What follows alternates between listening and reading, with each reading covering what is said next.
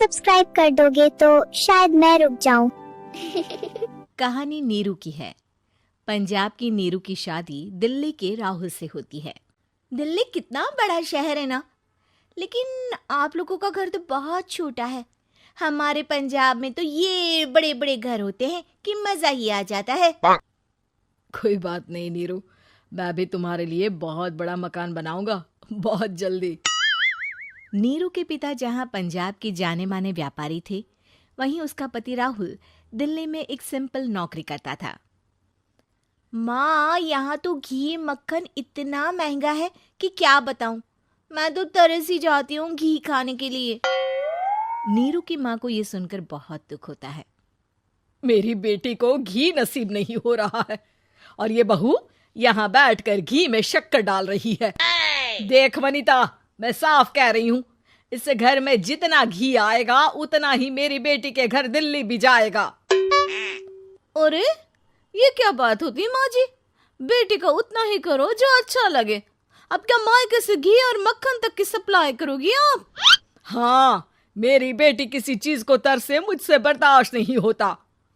अब क्या था, नीरू के मायके में 2 किलो घी आता तो 2 किलो दिल्ली जाता नीरू के पास। एक दिन, माँ बड़ी गर्मी पड़ती है दिल्ली में। इस घर में तो एक ही एसी है और वो भी ड्राइंग रूम में। सारा परिवार एक ही कमरे में सोता है। हाँ बेटा, वो तो हर घर की कहानी है। यहाँ भी एक ही एसी है। अरे बिल इतना आता है कि क्या बोलूं। तभी वहां राकेश आ जाता है। माँ, थोड़ी देर में यहाँ कुछ प्लम्बर आएंगे मेरे कमरे में एसी लगाने। जरा ध्यान से लगवा देना ना माँ। ओए, ऐसे कैसे तेरे कमरे में एसी लगेगा? हाँ राकेश, एक बार बात तो कर लेता। अरे पापा, वो वनिता को गर्मी में नींद नहीं आती। ड्राइंग रूम में सबके साथ सोने में वो अनकंफर्टेबल है, इसलिए। अरे पूरे परिवार के साथ वहां तेरी बहन नीरू भी तो सोती है। वो नहीं हो रही क्या अनकंफर्टेबल? समझ रहा है ना? अगर एसी लगेगा तो एक दिल्ली में तेरी बहन के कमरे में भी लगेगा, तभी तू लगा सकेगा। राकेश वनिता को सारी बात बताता है। वनिता करती भी क्या, मन मार कर बैठ जाती है। माँ, ये लोग ठीक नहीं है, क्या करूं मैं? अरे बेटी, यहाँ आ जा, तू यहाँ आकर रह ले। अरे छोड़ दे ऐसे पति को। कैसे छोड़ दूं माँ? समाज क्या कहेगा, लोग क्या कहेंगे? वैसे भी मेरा एक बेटा है मयंक। अरे हटा बेटा, तेरी उम्र ही क्या है? इतनी परेशान रहेगी तो काम कैसे चलेगा? खैर, बात आई गई हो जाती है। माँ को लगता है कि नीरू ठीक है, तो वहीं नीरू के मन में एक ही लाइन चल रही होती है, यहाँ आजा। माँ ने तो बोल ही दिया है कि यहाँ आजा। बस मयंक थोड़ा सा बड़ा हो जाए, इन गरीबों को छोड़कर मैं वापस माँ के पास ही चली जाऊंगी। वो इसी सोच में बाजार में चल रही थी कि मैम, आपका दुपट्टा जमीन को छू रहा है। नीरू जैसे ही उस लड़की की तरफ देखती है, देखती ही रह जाती है। हाय रे, कितना सुंदर लड़का है ये। अब क्या हुआ? मैंने कहा आपका दुपट्टा। तो खुद ही उठाकर दे दो ना। लड़का समझ जाता है कि नीरू उस पर फिदा हो चुकी है। वो उससे उसका नंबर लेकर चला जाता है। अब क्या था, नीरू और रोहित में लगातार बातें होने लगती है। मैं हरियाणा का रहने वाला हूँ, यहाँ एक बड़ी कंपनी का मैनेजर हूँ। अच्छा, और कितने बच्चे हैं तुम्हारे? बच्चे? अरे मेरी तो शादी भी नहीं हुई है। तुम बताओ, शादी करोगी? नीरू शर्मा जाती है। अब लेकिन मैं तो पहले से ही शादीशुदा हूँ। मुझे फर्क नहीं पड़ता, बस तुम शादी कर लो, भाग चलते हैं। बहुत पैसे वाला हूं मैं, हमेशा खुश रखूंगा तुम्हें। नीरू रोहित से मिलकर सारा प्लान बना लेती है और फिर एक दिन घर से भाग जाती है। दोनों शादी कर लेते हैं। शादी के बाद, क्या बात है नीरू, तुम्हें परेशान सा देखता हूँ, सब ठीक तो है ना? हाँ हाँ, सब ठीक है।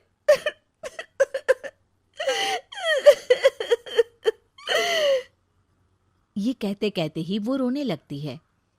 अरे क्या हो गया, रो क्यों रही हो? मैंने तुमसे एक बात छुपाई है और वही बात अब मुझे परेशान कर रही है। रोहित, मेरा एक बेटा भी है, उसका नाम मयंक है। क्या बात कर रही हो? ये तुमने मुझे पहले क्यों नहीं बताया? देखो नीरू, मेरी माँ को मैंने ये नहीं बताया है कि तुम शादीशुदा हो। बच्चा मैं मैनेज नहीं कर पाऊंगा। नीरू को समझ में नहीं आता कि वो क्या करे। तुम उस बच्चे को अपनी माँ को क्यों नहीं दे देती? नीरू चुपके से माँ को फोन करती है। माँ, क्या मयंक को तुम रख सकती हो? बेटा, मैं राकेश के साथ बात करती हूँ। आखिर घर का बेटा वही है, जो वो बोलेगा। वैसे भी बेटा, तूने जो किया है ना, उसके बाद से पूरा घर तेरी बुराई कर रहा है। मैं भी अब किसी से तेरे लिए लड़ नहीं सकती। राकेश बेटा, नीरू ने तो जो किया बहुत ही बुरा किया, लेकिन मैं सोच रही थी कि क्यों ना मयंक को हम यहाँ ले आए। तभी वनीता बोल पड़ती है। वाह जी, ऐसे कैसे यहाँ ले आए? यहाँ क्या भंडारा भरा है? और जिस बच्चे की माँ ने नहीं सोचा, उसके लिए हम क्यों सोचे? नीरू को एक बार तो अपने बच्चे के बारे में सोचना चाहिए था ना। अरे लेकिन तेरे पास भी तो लड़का नहीं है ना वनीता। माँ, वनीता ठीक बोल रही है। कल को वो बड़ा होकर इसी घर का हिस्सा मांगेगा तो हम क्या करेंगे? माँ कहती भी तो क्या, वो चुप रह जाती है। वहीं नीरू का पहला पति कहता है। माँ, अगर आज भी वो वापस आ जाए तो मैं उसे माफ कर दूंगा। बेटा, गरीबी चीज ही ऐसी है, क्या करेगा। तू तो अब मयंक का सोच। वो बेचारा तो बिना माँ का हो गया। मयंक के खातिर तू दूसरी शादी कर ले बेटा। लोगों के लाख समझाने के बाद नीरू के पहले पति की शादी रिद्धि से हो जाती है, जिसके पहले पति से 2 बच्चे होते हैं। देखो जी, मैंने शादी सिर्फ बच्चे के खातिर की है। मैंने भी शादी सिर्फ बच्चों के खातिर की है। वहीं नीरू के दूसरे पति के मन में ये बात घर कर जाती है कि नीरू एक मासूम बच्चे को उसके खातिर छोड़ कर आई है। अब देखो नीरू, मुझे लगता है कि जो औरत अपनी कोख का बच्चा छोड़ सकती है, वो तो कुछ भी कर सकती है। कल को तुम्हें मुझसे अच्छा कोई मिल गया तो तुम तो मुझे भी बाय बाय कर दोगी ना। नीरू को अब उसका दूसरा पति ताने देना शुरू कर देता है। तंग आकर नीरू उसके यहाँ से भागकर अपने पहले पति के पास चली जाती है, लेकिन ससुराल में क्या लेने आई है नीरू, मयंक को? नहीं नहीं सासू माँ, मुझसे गलती हो गई, मुझे माफ कर दीजिए। नीरू, अब वक्त खत्म हो गया है, मेरी शादी हो चुकी है। तो छोड़ दो ना उसे, हमारा बच्चा है। मैं आपको अपनी माँ नहीं मानता, मेरी नहीं मान तो बात अच्छी है। नीरू मयंक की बात सुनकर समझ जाती है कि उसके पास अब ना आसमान रहा ना ही जमीन। कौन बनेगा नेता? नगर निगम के चुनाव पास आने वाले थे। पूरे कानपुर शहर में टिकट को लेकर मारामारी शुरू थी, लेकिन सबसे ज्यादा चर्चा में वार्ड नंबर 40 की सीट थी। वो इसलिए क्योंकि इस बार वहां की सीट महिला के लिए आरक्षित थी। अब सवाल ये था कि चुनाव लड़ेगा कौन। इससे पहले ठाकुर साहब वहां से पार्षद थे और इस बार उन्होंने अपनी पत्नी सीमा ठाकुर को टिकट दिलवाई और ठाकुर साहब की शान के कारण सीमा जी ने 20,000 वोटों से चुनाव जीत लिया। अरे बधाई हो सीमा भाभी, अब तो आप वार्ड की पार्षद बन गई हैं। अब तो हमारे काम आप ही करवाएंगी। अरे ये तो सिर्फ नाम की पार्षद बनी है, वो तो महिला सीट आ गई, वरना पार्षद तो मुझे ही बनना था। अब भले ही चेहरा इसका होगा, लेकिन पावर तो मेरी ही होगी। अरे वाह भाई साहब, क्या दिमाग लगाया है आपने भी। आइए आप लोग, खाना लगा दिया है सबके लिए। सीमा जी पार्षद बन चुकी थीं, फिर भी उनकी एक ना चलती। सारे काम ठाकुर साहब खुद ही संभाल लेते और जहां जरूरत पड़ती वहां सीमा जी का अंगूठा लगवा लेते। सीमा जी ज्यादा पढ़ी लिखी भी नहीं थी। एक दिन ठाकुर साहब और सीमा एक प्रोग्राम में जाते हैं। अरे ठाकुर साहब, आप आ गए। ओहो, पार्षद मैडम भी आ गई हैं। स्वागत है आप दोनों का। लगता है हमारे पार्षद फंड का सही इस्तेमाल हो रहा है। चलिए अब उद्घाटन करते हैं। ये लीजिए ठाकुर साहब कैची, आप ही सबसे पहले प्रवेश कीजिए। सब लोग आगे निकल जाते हैं और सीमा जी पार्षद होने के बावजूद भी पीछे खड़ी रह जाती हैं। वो देखती हैं कि वेलकम बोर्ड पर उनका नाम है, लेकिन महिला होने के कारण कोई उनका सम्मान नहीं कर रहा। अगले दिन एक आदमी उनके घर आता है। अरे ठाकुर साहब नमस्कार। कल ना हम नोटिस किए कि हमारा घर तो अवैध है और नगर निगम वाले उसे तोड़ने आ रहे हैं। अरे कुछ कीजिए ना ठाकुर साहब। देखो भाई, मैं तो ज्यादा कुछ कर नहीं सकता, पर अगर तुम सबकी जेब गर्म कर दो तो कुछ हो सकता है। कुल मिलाकर 4 लाख लगेंगे। अरे 4 लाख ठाकुर साहब? अरे भाई, मैं अपने लिए नहीं मांग रहा हूँ। दरोगा है, इंजीनियर बाबू है, बड़े साहब है, सबको देना पड़ता है ना थोड़ा थोड़ा। बोलो है मंजूर? तभी वहां अचानक सीमा जी आ जाती हैं। अरे ये आप क्या कर रहे हैं? पहले इन्हीं लोगों से तो आपने वोट मांगे, अब इनसे ही पैसे ले रहे हो। अरे चुप रहो तुम। तुम्हारा काम है सिर्फ अंगूठा लगाना, तुम वही किया करो। मुझे दूसरे काम तुम मत सिखाओ, समझी? और तुम ना जाओ, अब पैसे लेकर आओ, वरना जेसीबी किसी भी वक्त आती होगी। सब कुछ ऐसे ही चलते रहता है। एक दिन सीमा जी और ठाकुर साहब को एक लोकल मीटिंग में बुलाया जाता है। वहां पर कई और अधिकारी लोग भी मौजूद रहते हैं। अब मैं चाहूंगा कि ठाकुर साहब हमारे बीच 2 शब्द कहें। मेरे प्यारे भाइयों और बहनों, आज मेरा सौभाग्य है कि मैं आप सबकी सेवा दिन रात कर पा रहा हूं। आपने मेरी पत्नी को भारी मतों से जिताया है, इसलिए मैं आप सभी का शुक्रगुजार हूं। मैं आप सबसे वादा करता हूं कि हमेशा की तरह हमारे वार्ड में किसी को कोई तकलीफ नहीं आने दूंगा। सभी लोग तालियां बजाने लगते हैं। अब मैं माननीय पार्षद मैडम को स्टेज पे बुलाना चाहूंगा। अपने नाम को बुलाया सुनकर सीमा जी एकदम चौंक जाती है। उन्हें बिल्कुल उम्मीद नहीं थी कि इतनी बड़ी जगह उन्हें मंच पर बुलाया जाएगा। जैसे तैसे वो मंच पर चढ़ती हैं।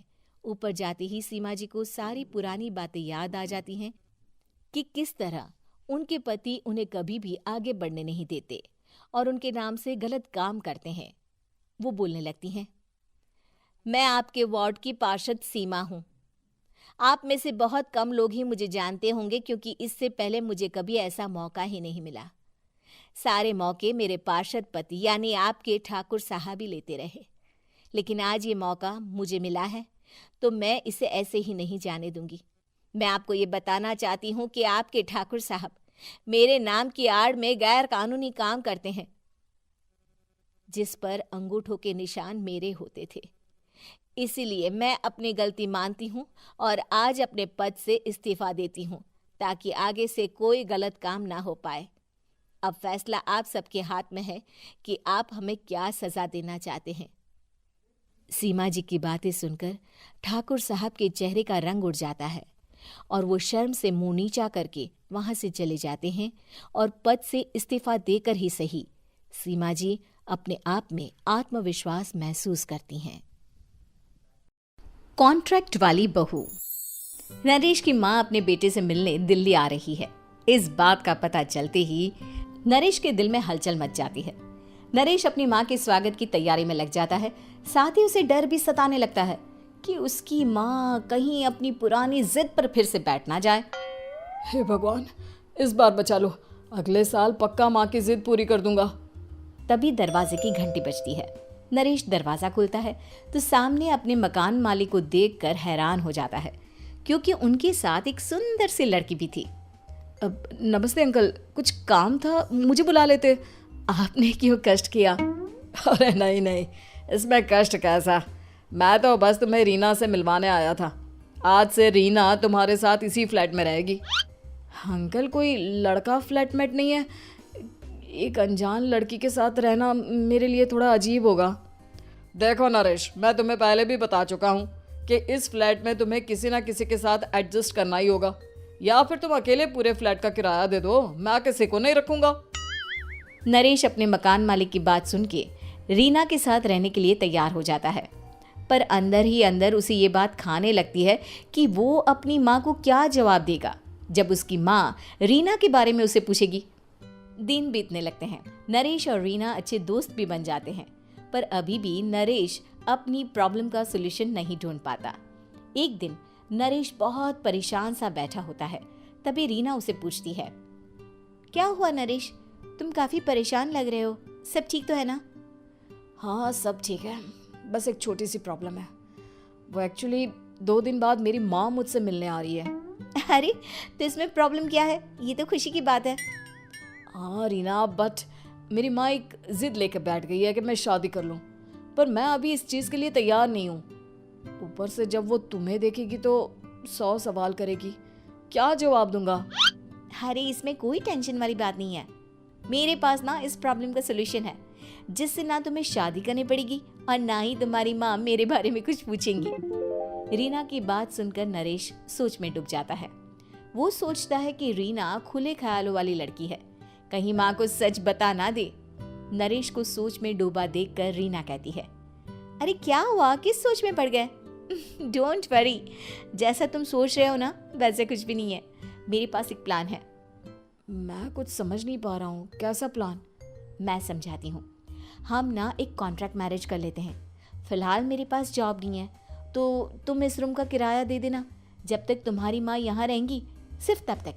और तुम अपनी माँ से कह देना कि मैं तुम्हारी पत्नी हूँ, इससे वो मेरे यहाँ रहने पर कोई सवाल भी नहीं करेंगी। अरे बात तुम्हारी ठीक है, पर माँ से झूठ बोलना, ना ना बाबा, मैं ये रिस्क नहीं ले सकता।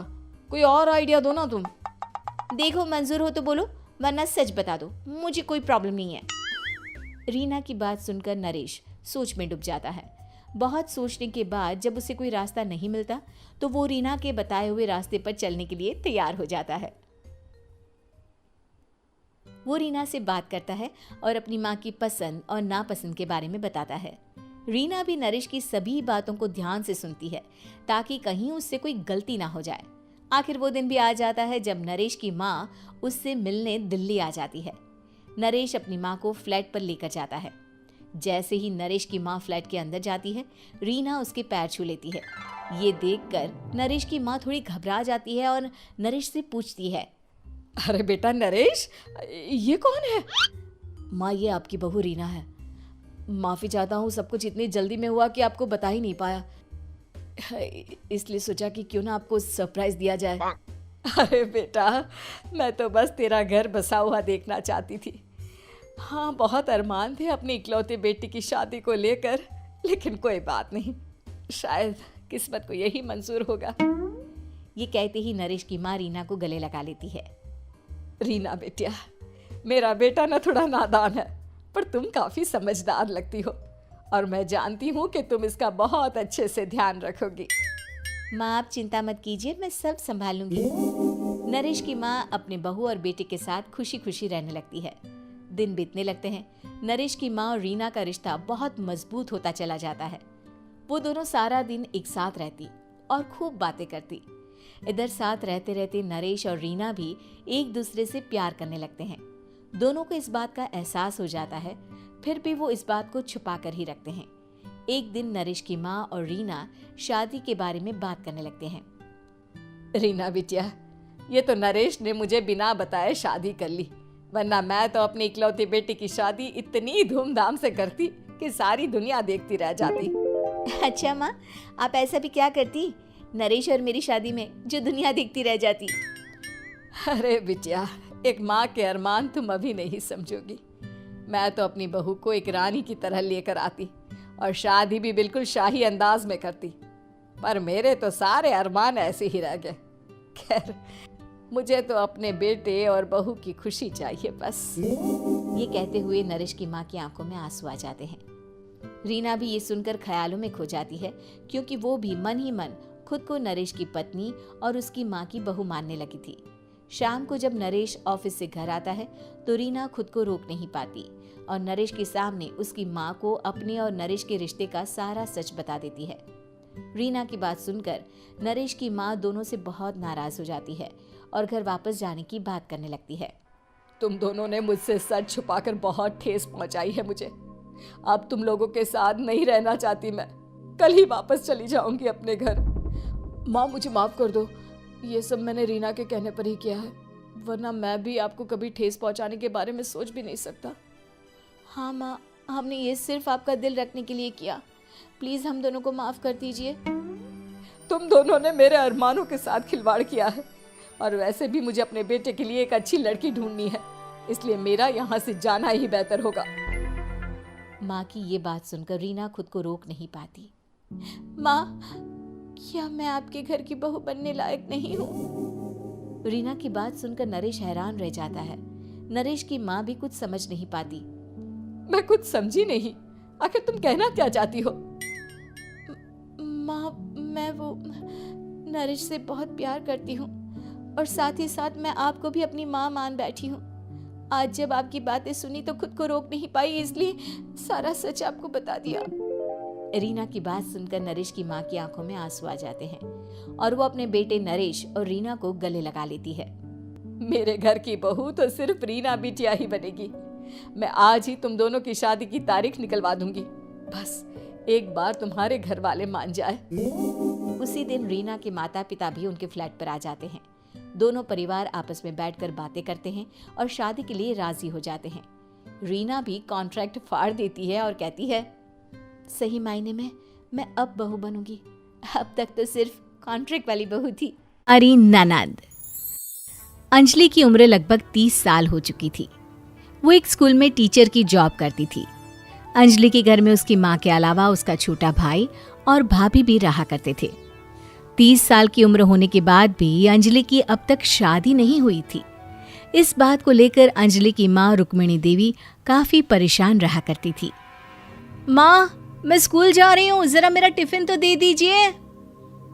अब क्या पूरी जिंदगी मैं तुझे टिफिन बनाकर देती रहूंगी? अरे कुछ सोचा भी अपने बारे में या बस ऐसे ही? क्या माँ, सुबह सुबह फिर वही बातें लेकर बैठ गई। माँ गलत क्या कह रही है अंजलि दीदी, इतनी उम्र हो चुकी है आपकी, माँ कब तक आपकी सेवा करती रहेंगी? भाभी, मैंने माँ को कब कहा कि मेरी सेवा करो? वैसे भी अपना टिफिन मैं खुद तैयार कर लेती हूँ, बस टेबल से उठाकर देने को ही तो कहा था। वैसे अंजलि दीदी, देखा जाए तो टिफिन उठाकर देने की उम्र तो आपकी है। आपका अपना घर परिवार बच्चे होते तो ये जिम्मेदारी आज आप पूरी कर रही होती। एक बात मेरी समझ में नहीं आती, अगर मेरी शादी नहीं हुई तो इसमें मेरी क्या गलती है, और तुम सब लोग मेरे पीछे क्यों पड़े रहते हो? अरे कुछ कहना क्या पीछे पड़े रहना होता है? अपने छोटे भाई को देख, तुझसे 3 साल छोटा है, लेकिन 2-2 बच्चे खेल रहे हैं आंगन में। मुझे आप लोगों की कोई बात नहीं सुननी, जा रही हूँ मैं, और आप में से किसी को मेरा कोई काम करने की जरूरत नहीं है, मैं खुद संभाल लूंगी। इतना कहकर अंजलि वहां से चली जाती है। शाम को जब अंजलि अपने स्कूल से लौटकर घर वापस आती है तो उसने देखा कि पड़ोस वाली निर्मला चाची वहां पर बैठी हुई थी। क्या बात है अंजलि बिटिया, नौकरी करके वापस आ गई? जी चाची जी, कैसी हैं आप? मैं तो ठीक हूँ बेटा, तुम बताओ शादी के बारे में कुछ सोचा या नहीं? अरे रहने दीजिए ना, इससे तो शादी की बात करना ही बेकार है। कुछ भी कहो तो गुस्सा करती है, बात बात पर आंखें दिखाती है। माँ, आप ऐसा क्यों कह रही हैं? मैंने कब आप पर गुस्सा किया? अरे अंजलि बेटा, तुम्हारी माँ ठीक ही तो कहती है, 30 की होने आई हो, अब तुम्हें भी शादी वादी कर लेनी चाहिए। चाची जी, आप तो ऐसे कह रही हैं जैसे शादी करने से मैंने मना किया हो। रहने दीजिए निर्मला चाची, हमारी अंजलि दीदी को अभी तक उनकी पसंद का दूल्हा नहीं मिला ना, इसीलिए वो शादी नहीं कर रही। भाभी, ऐसी कोई बात नहीं है। अरे तो फिर क्या बात है? तुम्हारी माँ ने तुम्हारे लिए इतने रिश्ते ढूंढे, लेकिन तुम्हें कोई पसंद ही नहीं आता। क्या है ना चाची जी, हमारी ननद रानी नौकरी जो करती है, ऐसे ही थोड़ी ना किसी को पसंद कर लेंगी। अरे भाई, नौकरी का घमंड है तो बात अलग है, कोई और बात हो तो बताओ, कोई रास्ता निकाला जाए। नहीं नहीं चाची जी, कोई बात नहीं है, बस मुझे अभी तक अपनी पसंद का कोई मिला नहीं है। सुन लिया आपने, इस लड़की के तो पर निकल आए हैं, और इतनी उम्र में अपनी पसंद का कोई मिलेगा भी नहीं इसे। माँ, आप मेरी शादी को लेकर हमेशा मुझे ताने क्यों मारती रहती हैं? अपनी माँ की बातें तो ताने लगती है, ताने हैं? बताओ, मैंने कुछ गलत कहा क्या? देखो, ये सब छोड़ो, मेरी दूर की बुआ का बेटा है, उसकी अभी शादी नहीं हुई है, उम्र होगी कोई 34-35 साल। आप कहें तो बात आगे बढ़ाऊं? अरे हाँ हाँ, क्यों नहीं, ये भी कोई पूछने की बात है। अरे जल्दी से लड़के को यहाँ बुला लो। माँ, आप मुझसे पूछे बिना मेरी शादी की बात करने जा रही हैं, और मेरी उम्र 30 भी पूरी नहीं हुई है। निर्मला चाची कह रही है कि वो लड़का 35 साल का है। अंजलि दीदी, आपको क्या लगता है इस उम्र में कोई फिल्म का हीरो आएगा आपके लिए? देखिए, अब पसंद और नापसंद की बात तो रहने दीजिए, पसंद करने की उम्र तो आपकी निकल चुकी। अब तो जो भी मिले उसी से शादी कर लीजिए, इसी में भलाई है। तेरी भाभी बिल्कुल ठीक कह रही है। अब जैसा रिश्ता मिले उसके लिए हाँ कर देना, ताकि हम भी गंगा नहाए। ठीक है, चलिए, मैं उस लड़के को कहती हूँ, वो कल ही अंजलि को देखने आ जाएगा। अगले दिन निर्मला चाची के दूर का रिश्तेदार अंजलि को देखने उसके घर आता है। उसका नाम था अजय। अंजलि जी, तो आप नौकरी करती हैं, वो भी स्कूल में? जी हाँ, मैं स्कूल में टीचर हूँ। हमारी बेटी बहुत होशियार है। अरे पढ़ने लिखने में इतनी होशियार है, इसीलिए तो इसकी नौकरी लगी है स्कूल में। हाँ हाँ ठीक है आंटी जी, ज़रा मुझे भी तो बात करने दीजिए आपकी बेटी से। जी पूछिए ना, क्या पूछना चाहते हैं? अंजलि मैडम, ये तो बताइए कि आपने अभी तक शादी क्यों नहीं की? बस ऐसे ही, कहीं कोई रिश्ता पसंद नहीं आया इसलिए।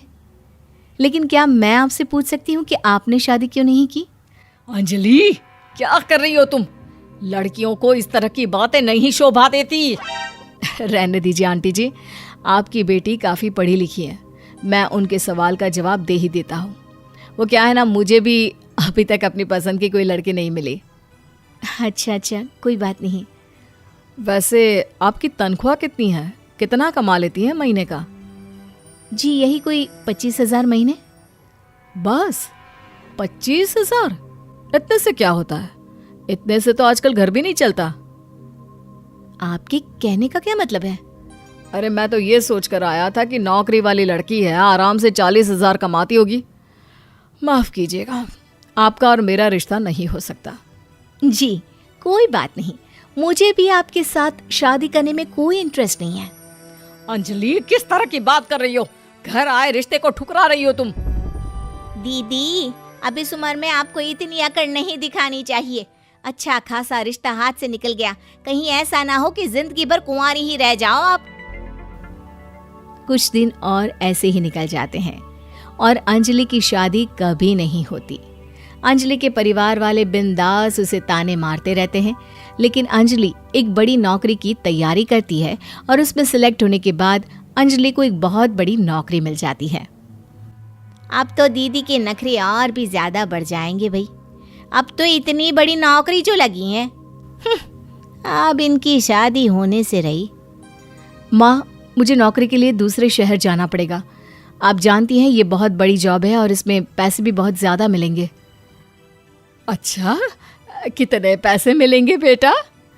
माँ, मुझे हर महीने 90,000 सैलरी मिलेगी। क्या? अरे वाह वाह, ये तो बहुत अच्छी बात है। लेकिन फायदा क्या? कितने भी पैसे मिले, शादी तो हुई नहीं ना तुम्हारी। अंजलि नौकरी करने के लिए दूसरे शहर में चली जाती है और जब कुछ महीनों के बाद वो वापस घर आती है तो उसे अपने पति के साथ देखकर उसके घर वाले हैरान रह जाते हैं। अरे अंजलि, तूने शादी कर ली और हमें बताया तक नहीं। और दामाद जी करते क्या हैं? इतनी बड़ी कार है उनकी। माँ, मैं आपको सब कुछ बताना चाहती थी, लेकिन आप सबके ताने सुनकर बहुत दुखी हो गई थी और इसलिए मैंने अपनी पसंद से शादी कर ली।